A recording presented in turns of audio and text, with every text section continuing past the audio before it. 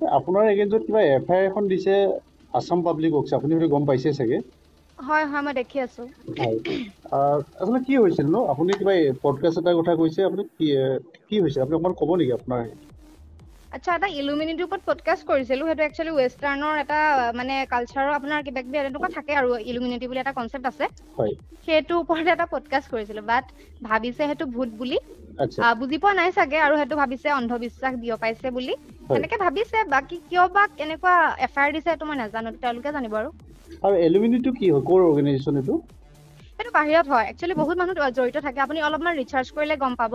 আৰু আচ্ছা, বহুত চেলিব্ৰিটিও থাকে, মানে শুনিছো আৰু ৱেষ্টাৰ্ণত, আৰু সেইবিলাক পডকাষ্ট বাহিৰত বহুত কৰা হয়, মই দেখিছো। হয়, আৰু এইটো প্ৰথমত চাগে অসমত চাগে ময়ে প্ৰথম কৰিছো নেকি।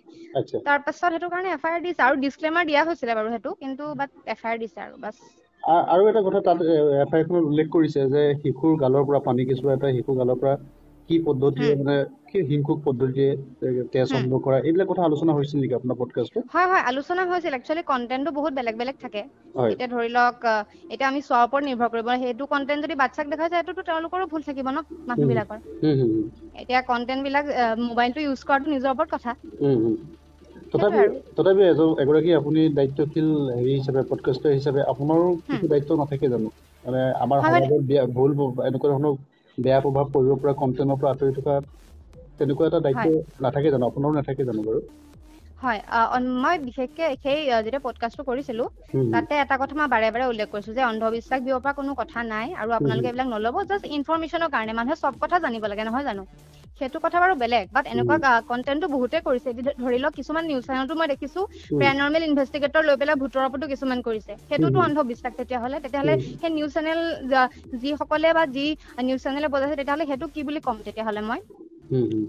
এতিয়া আপুনি কি ক'ব? মানে আপুনি এইটো কথা ভাবেনে যে ছ'চিয়েল মিডিয়াত যিটো আমাৰ মুক্ত স্বাধীনতা, আমি যি কৰিব পাৰোঁ, যি বিচাৰোঁ, যেনেধৰণে ক'ব হুম পাৰোঁ, কথা পাতিব পাৰোঁ, সেই স্বাধীনতা থকাৰ কাৰণে আমি বাৰু কিছুমান ক্ষেত্ৰত সেই নিজৰ কাৰণে নিজৰ লক্ষ্মণ ৰেখাডাল তৈয়াৰ কৰিব পৰা নাই নেকি? আমি যি ইচ্ছা তাকে কৰি গৈছোঁ নেকি বাৰু? আপোনাৰ বুলি কোৱা নাই, একাংশ পডকাষ্টে এইটো কৰিছে নেকি? সেইটো বেলেগৰ কথা বাৰু ক'ব নাযাম, হুম হুম কিন্তু মই মানে বেলেগ বেলেগ কন্টেন্ট ট্ৰাই কৰো। আপুনি যদি চেনেলটো চেক কৰে তেতিয়া গম পাব। হুম হুম। মই সেইটো বেচিছত বনাই আহিছো বস্তুবিলাক। বাকী যদি কিবা কৰিবলগীয়া আছে, সেইটো আইনে কৰিব। বাকী মোৰ ফালৰ পৰা একো ক'বলগীয়া নাই।